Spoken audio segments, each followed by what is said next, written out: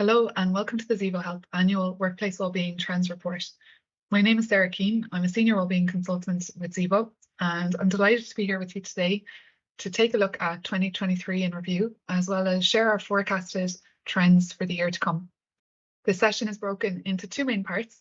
In part one, we're going to take a look retrospectively over the last 12 months at general trends in employee health and wellbeing, as well as work-life quality indicators and how these are changing in the current climate. In part two, then, we're going to take a look at how this is informing the design of workplace wellbeing solutions and some of the most effective interventions that we anticipate for the year to come. So we very much hope this is going to be of benefit to you when you're creating your own workplace wellbeing strategy, as well as supporting with program design. So when it comes to creating this webinar, as well as the corresponding ebook, which goes into a little bit more detail and has a more extensive list of references, we draw from many sources of information. So first and foremost, our direct dealings with our customers, and that's both through sales and CX conversations, as well as our consultancy services. We conduct an annual workplace wellbeing survey, which I'll share a little bit more information about in a moment.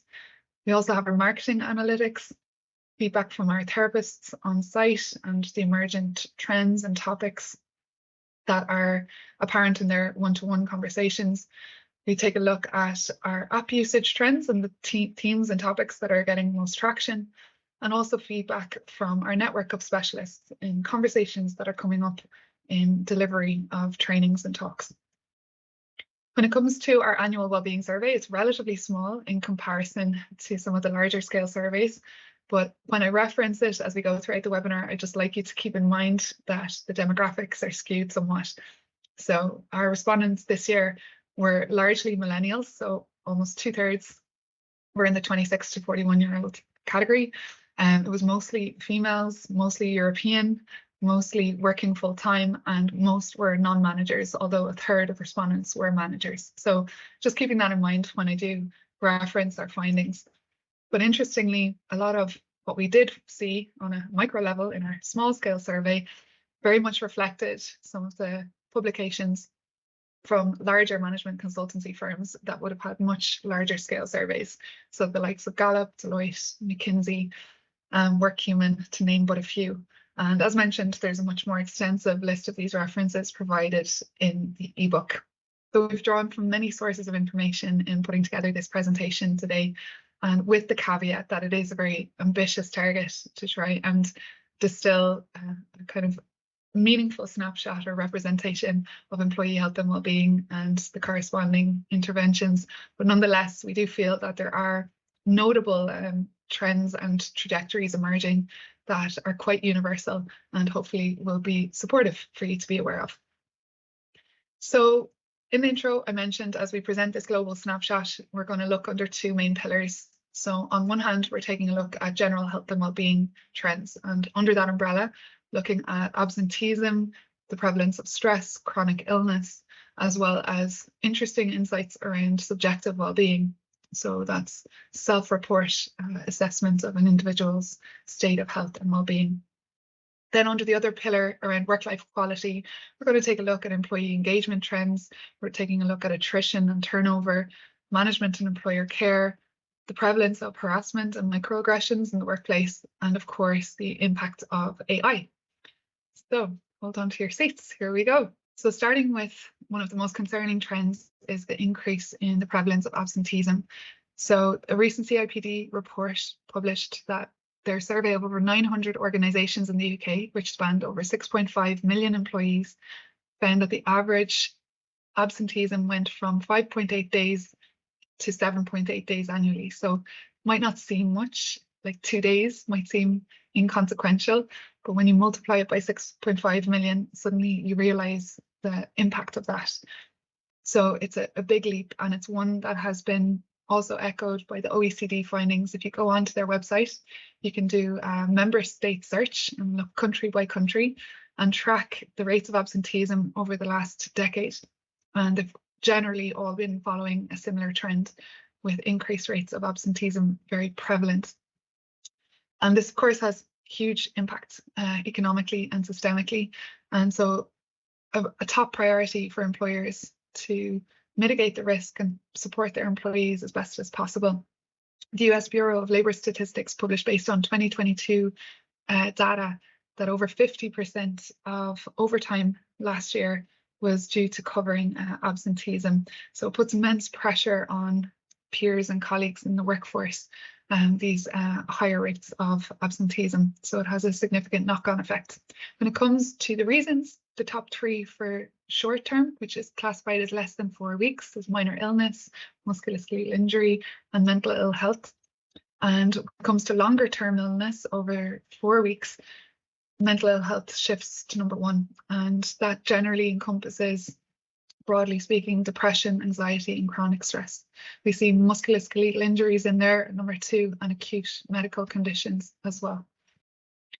So this ties in with the increasing reporting of employee stress. So escalating stress levels seem to be apparent over the last 12 months, and one might imagine post-pandemic that it would begin to taper off. However, that does not seem to be the case.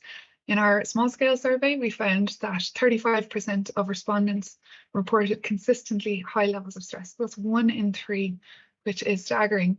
And the Gallup State of the Workplace report was even higher than that, finding that 44% of respondents had experienced high levels of stress on the previous day. This, of course, plays a big part in the prevalence of burnout. Now, one caveat to bear in mind when you are looking at reports on the prevalence of burnout is to note that sometimes the definition differs significantly between studies.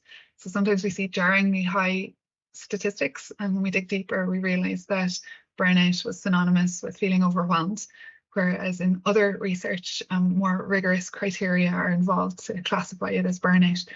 But nonetheless, it's pervasive. Nonetheless, it's still a massive issue and one that requires attention. Certain industries do seem to be harder hit and have that higher incidence, with hospitality, manufacturing, and healthcare being the top 3 where it's particularly prevalent. Also, certain demographics seem to be more impacted. So Gen Z and millennials more vulnerable to older demographics. And also it seems to be more prevalent among women. The Deloitte Women at Work report found that of working mothers, 50% stated that they were still primarily responsible for domestic duties and childcare in addition to their work responsibilities. So there's many factors that come into play that make women more vulnerable to this higher incidence of burnout. So something for employers to be aware of. And when we looked at our own survey findings and we compared the 2022 with 2023 results, workload came out by far the greatest stressor in 2023, with over 53% of respondents citing workload as the number 1 stressor. And this echoes, again, larger scale studies such as the Microsoft Work Index Ireland report, as well as many other large scale studies that really find workload is coming to the fore as one of the main causes of stress. Communication came in at number 2. Compared to last year, personal stressors were actually number 1 in our own small scale survey, and workload was down the list. So an interesting shift that's arisen there. According to PricewaterhouseCoopers, a recent report, they found that 57% of respondents in their survey ranked financial stressors as their number 1 stressors. So it does seem to vary slightly, again, depending on context and also the size of the report, but nonetheless there is that consistency that workload is faring as number 1, or certainly right up there across the board. So the third trend that has emerged that we felt is worth highlighting is in relation to the prevalence of chronic disease, and how over the last few years there's surveys indicating the increase of chronic disease at quite alarming rates. So the American Psychological Association recently published quite jarring statistics that since 2019, the prevalence of adults living with a long-term health condition has risen by 10% in America, and that 58%, so almost 2 in every 3 adults in the age category of 35 to 44 were living with a chronic illness. They saw also a comparative 14% increase in mental health diagnosis in the last few years, and 45% of adults now living with mental health diagnosis, so that's 1 in every 2 almost, and even higher in younger age categories. They attributed this increase in chronic illness largely to the chronic stress endured since the onset of the pandemic. However, in Europe, we are also seeing high rates, but not to the same extent. So in the UK, we see reports of approximately 36% of adults living with long-term illness. In Ireland, it's slightly less again. The Healthy Ireland report estimated around 28% of adults. When we look at the CSO publication from the census results this year, it's even slightly lower than that again. But nonetheless, chronic illness is prevalent and does appear to be growing. The causal relationship between work factors and chronic illness still remains to be established, but that doesn't negate employers' obligation to mitigate risks and be proactive in minimising the likelihood of work determinants influencing ill health. So the fourth and final trend that we're seeing when it comes to general health and well-being is in relation to how employees are rating their own well-being. So this is a more positive finding. In our own small-scale survey, we found that 70% of respondents rated their health and well-being as good, and only 10% self-reported that they were struggling. This echoes, again, the American Psychological Association findings that despite the high prevalence of mental health diagnosis and chronic illness, about 81% of their respondents self-reported that their health and well-being was good. So this sort of gap between how people perceive their health to be and the reality seems quite pervasive, and the Irish Life Health of the Nation report found the same this year. However, when it came to changes in health and well-being over the last 12 months, the findings weren't as positive. Our survey found that 22% of respondents, so almost 1 in 5, reported their health had deteriorated. That said, almost half said their health had improved. The Deloitte larger scale survey, State of the Workplace, found that the majority of respondents noted that their health was either in decline or stayed the same this year, and a smaller percentage of 33% noted that it had improved. We are seeing significant differences depending on the demographic, and again, certain demographics jumping out as more vulnerable. Both women and managers reported lower well-being in comparison to their colleagues. So one of the most jarring findings from our survey was that 31% of managers reported that their health had deteriorated this year. And again, this echoes what's found in the research by larger scale surveys. Gartner HR report, for example, found that 75% of managers are overwhelmed by the volume and the intensity of their extra responsibilities in the last year. So sometimes referred to as the squeezed middle. Really, managers, especially middle managers, are highlighted and flagged as individuals requiring extra support, and especially when they play such a pivotal role in facilitating the well-being of their teams and their direct reports. So that's health and well-being whirlwind tour.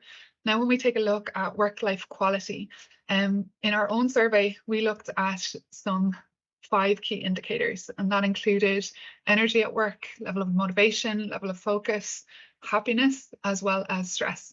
Now, on the left here, we've compared our 2022 with 2023 findings, and you'll see that those reporting low scores, so low levels of energy, low levels of motivation, and low levels of stress, were a lot higher than the previous year. So more people lacking energy, lacking motivation, and feeling high stress in 2023.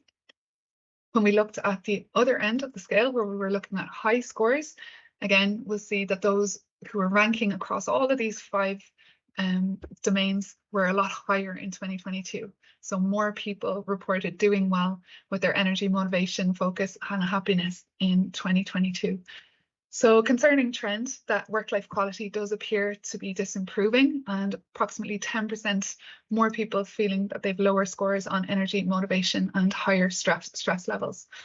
So this again echoes what we found in the review of the publications of these larger scale surveys. So when we looked at employee engagement trends, the Gallup report found that they're at an all-time high of 23% of employees engaged at work. Now, again, when we look at the criteria of what qualifies as engaged, we're looking at things like the sense of feeling connected to one's work, one's colleagues, one's organization, and one's manager.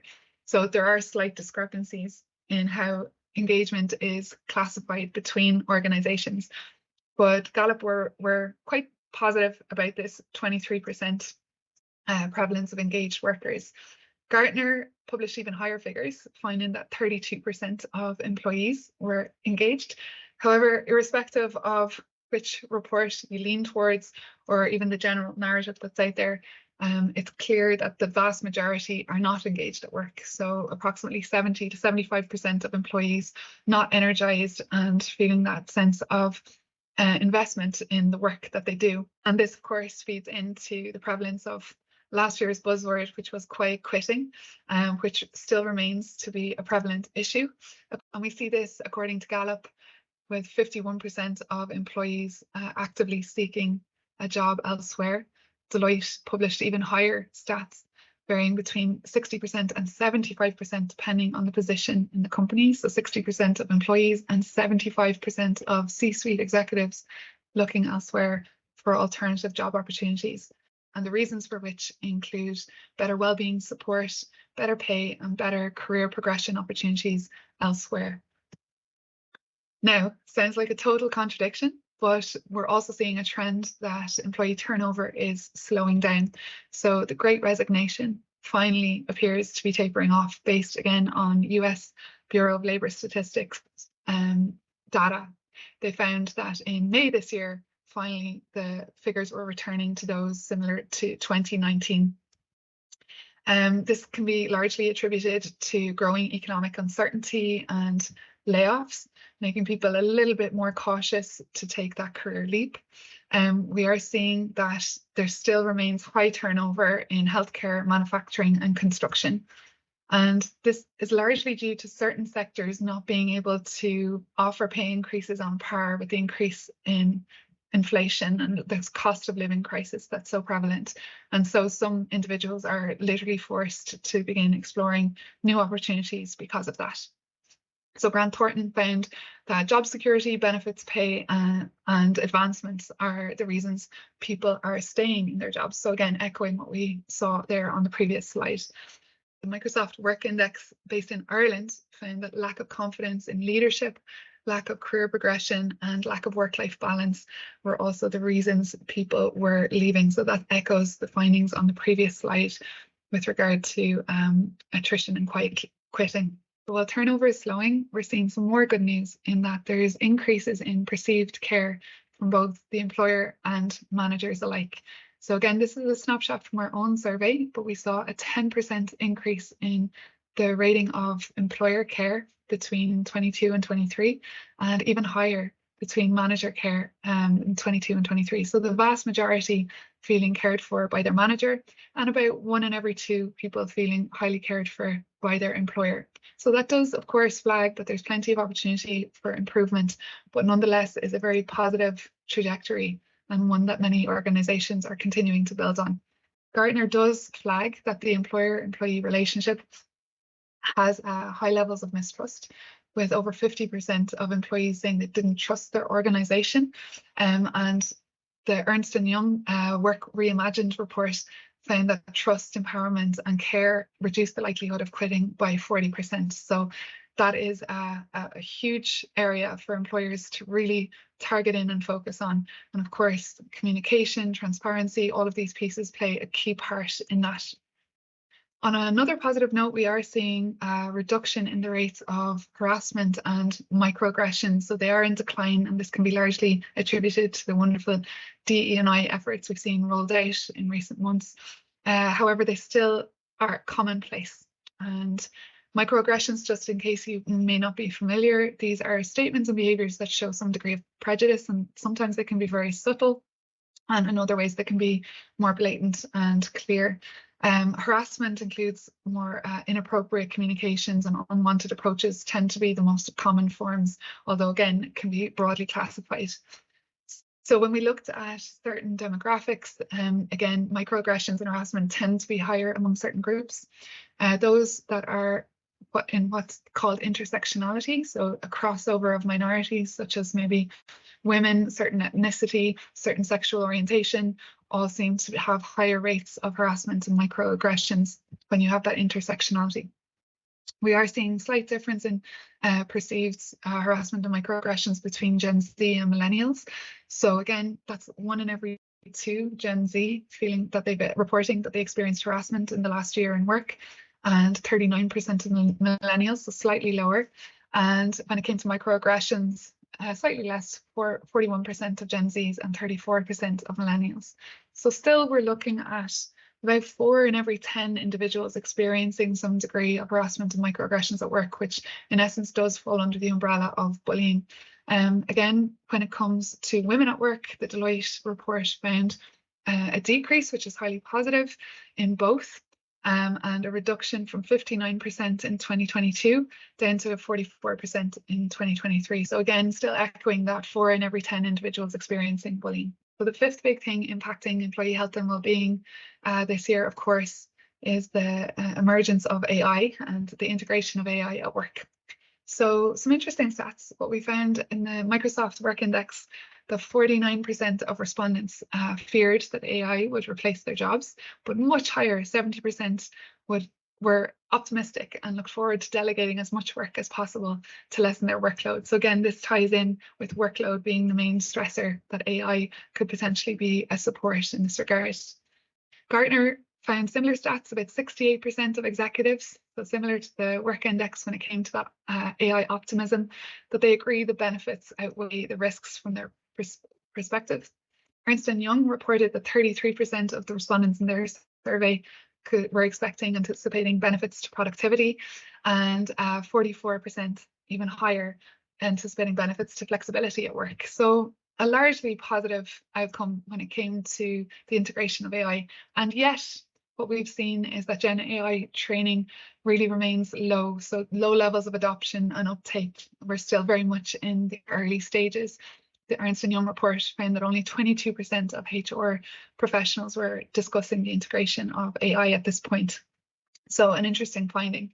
So lastly, when it came to work-life quality, the final positive finding was that wellbeing supports very much appear to be improving. We saw in our own survey that over 50% of respondents said that their wellbeing supports were integrated into workflow and into operations. So again, a really positive finding there. 44% said their employers offered some sort of wellbeing program. Again, similarly, extra support and extra benefits. 1 in every 5 had some form of wellbeing committee or additional support, and it was only a very small minority of 14% that said their employers were providing nothing. So a very positive trend there. Employers becoming much more proactive in this space. And when it comes to the impact, we're finding that 2 out of every 3 employees rated the support as moderately helpful or greater. Only 21% rated the support as low or ineffective. When it came to the topics of greatest interest, we found it very interesting trend emerged, with personal development and professional development being areas of greatest interest. Now, when we look at workload being one of the biggest stressors, then it starts to become kind of clearer why this personal development and professional capacity plays such a part in enhancing well-being, or why there's such an appetite for it.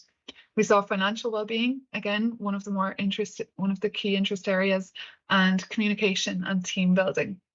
This very much reflects the findings of the Great Place to Work report in 2023, which ranked the most important focus areas as people management, work-life balance, and financial support. So again, very similar findings across the board. So what does this mean for wellbeing solution design as we head into 2024? Well, we've distilled this down into 6 key focus areas that we believe employers should have on their radar as they're designing interventions to support their employees in the year ahead. Number 1 is looking at mediating the impacts of AI. Number 2 is up-leveling with role-specific interventions. 3 is taking on board the evolution of measurement and reporting when it comes to well-being. 4 is looking at diversifying solutions for SMEs. 5 is how to proactively build stronger community and generate that sense of connection in the workplace. And the last one is looking at Cascade interventions, and I'll explain what they are in a moment and how impactful they are. So when it comes to mediating the impacts of AI, there are many different approaches to take. One being kind of top of the pile is how to facilitate and foster adaptability at all tiers of the organization. And that's from employees through to middle management, the whole way up to board level if it applies in certain organizations. So how we can embrace and maybe address our relationship to change is actually a key focus as we head into 2024. Another piece around that is kind of the practical and functional element around upskilling and supporting employees in dealing with the disruption, and also the shift in terms of hard-won skills suddenly being made redundant or certainly not as central to their role and their identity. So all of that requires navigation and support. The human and machine interaction is another piece. So some really interesting research from Sherry Turkle, who's been researching this for over 3 decades, around that change in human-machine interaction and relationship depending on the shifting, changing interface, which of course is going to be very prevalent in the months and years ahead. And subsequent knock-on effects that has on human-to-human relationships will also require support. So broadly, how to deal with disruption, how to best equip your employees to meet the change with as much empowerment and optimism as possible. When you're managing change of one variable, it can be tough enough, never mind when there are so many unknowns on the horizon. So we believe that this will be a key focal area for employers going into the year ahead. The second big one will be really tackling work determinants of wellbeing. So for many years, we've seen wellbeing programs very much focused on health behaviours, and that is certainly set to continue. But we very much foresee as we go into 2024 that the role-specific challenges will be tackled with more granular interventions that really take head-on the risks and the issues that present depending on the context and the role.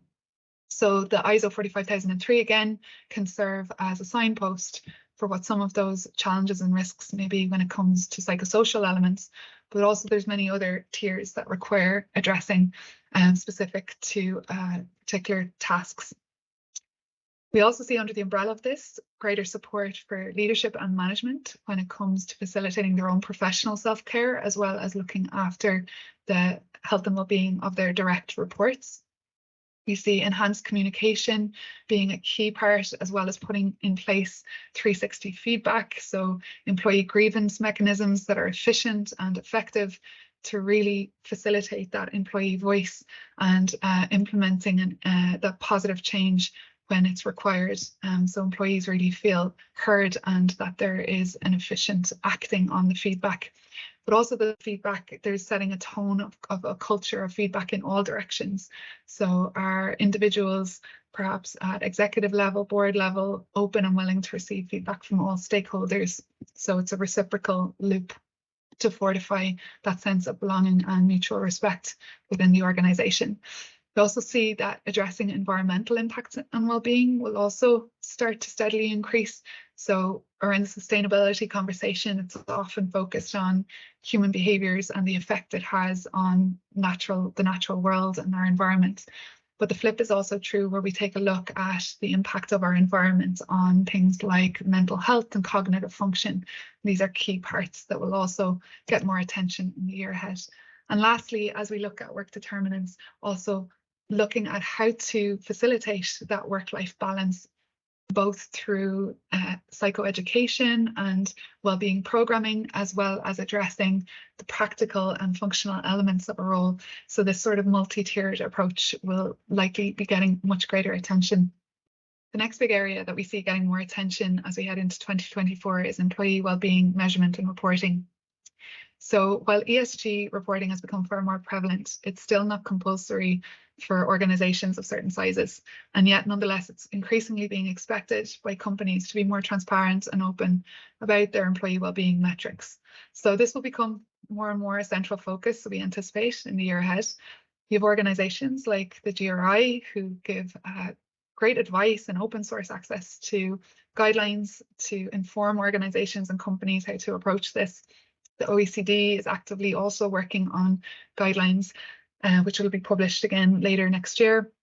And as I mentioned, while it is a voluntary measure, it is increasingly expected. So organizations putting in place a more robust system for assessing and being publicly open about their interventions to support their employees. The next big trend we foresee into 2024 is the diversifying of SME solutions. So what was once considered maybe reserved for much larger scale organizations, such as extensive wellbeing programming, we've seen that much more accessible to SMEs of all sizes in recent years. And in 2024, we just see that set to continue with a much more holistic and integrative approach, and supporting all tiers of the organization, from employees who are using the various facilities and supports provided, to that middle management layer, to the executive and board level support. So seeing the rollout of multi-level interventions. Also seeing an increase in employee-led solutions, so the rise of employee resource groups. So particularly for SMEs that maybe don't have an extensive budget to spend on wellbeing, how to empower employees to be proactive and generate solutions for some of the challenges that they're confronted by to enhance their work-life experience. We foresee an ongoing demand for supports that will facilitate building community as we head into 2024. Over the last 18 months, we saw an increased appetite for relational interventions, so supports that would be building on DE&I endeavours to foster that sense of belonging in the workplace. One of our most popular trainings last year was Fáilte, which was a welcome training or talk for individuals who had just arrived in Ireland, and to support them in integrating into their work and their local communities.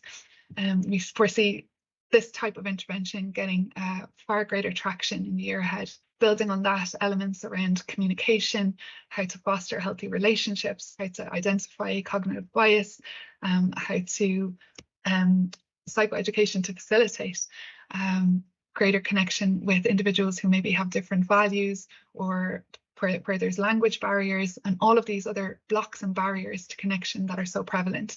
So we foresee far more attention in this domain, especially as we continue to navigate the erosion of social connection that is prevalent due to remote and hybrid work models. So that remote and hybrid best practice piece, again, another key area that will get ongoing attention over the months ahead. So the last trend that we believe will get growing attention in 2024 is the Cascade intervention. So if that's a term that maybe isn't familiar to you, I'll explain what it means.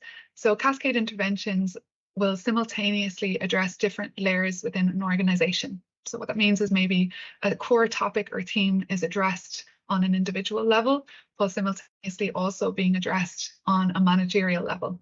So a core topic or theme can be approached from several angles, and it can also encompass education, experience, and then personalized facilitation. So these cascade approaches are multidimensional in many directions. They also tend to address drivers of stress and tension, as well as enhancing enablers of well-being. So what that means is looking at tackling psychosocial risks and mitigating these issues, while also putting programs in place and supports in place that enhance well-being. So it's a double approach. So it doesn't have to be either or, but both can complement each other. So we foresee this kind of broadening of the perspective around employee health and well-being solutions really coming to the fore in the year ahead. And then how these are rolled out, we see, again, the next step and next evolution. So things like flipped learning to make the employee programming more impactful and engaging for employees, asynchronous delivery to make it more flexible. We also see a shift in how programs are rolled out, shifting away from instruction and the didactic approach more towards facilitation and eliciting solutions from employees. Now, again, doesn't have to be absolute. There's always a place for the psychoeducation piece, for example, but how to supplement that with the integration and really addressing the barriers and blocks that employees face when it comes to integrating the behaviour change. So in essence, Cascade interventions are multi-tiered behaviour change interventions that will address many different levels within the organisation. And in our experience, they are the most impactful for long-term change and facilitating culture shift.